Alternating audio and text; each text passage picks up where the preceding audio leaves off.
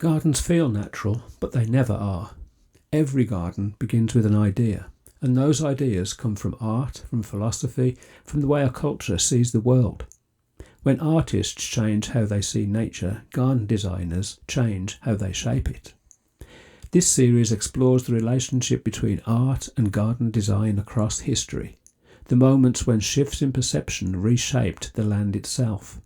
Because when we design a garden, we're not just arranging plants, we are giving form to the way we see nature.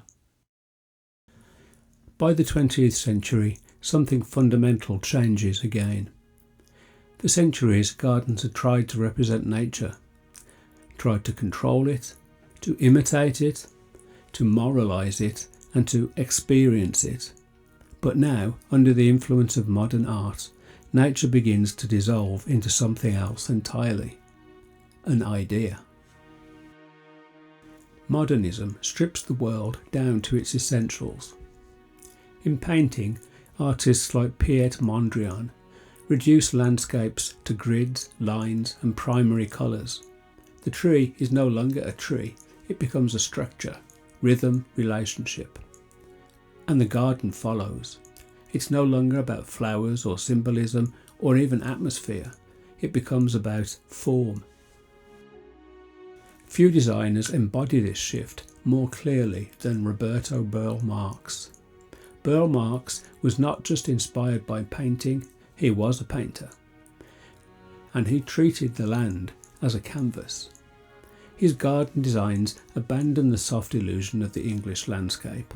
Instead, they are bold, graphic and unapologetically artificial. Sweeping curves cut across the ground, vast areas of planting are reduced to single species, blocks of colour and texture, like brush strokes. Where earlier designers tried to hide their intervention, Burle Marx makes it visible. The garden does not pretend to be natural, it declares itself as art. And this idea continues through modernist landscape design. Designers like Dan Kiley apply the language of architecture to the garden. Grids, repetition, alignment, trees are planted like columns, space is organised with precision. Nature is no longer something to be imitated, it is something to be arranged. And yet, something interesting happens. Because even as abstraction takes hold, the desire for nature does not disappear. It evolves. In contemporary planting, designers like Piet Oudolf create landscapes that appear wild, loose, seasonal, full of movement. But look closer and you begin to see the structure. These are not meadows, they are interpretations of meadows. Oudolf focuses not just on flowers, but on the skeleton of plants. Their form, their seed heads, their persistence through time.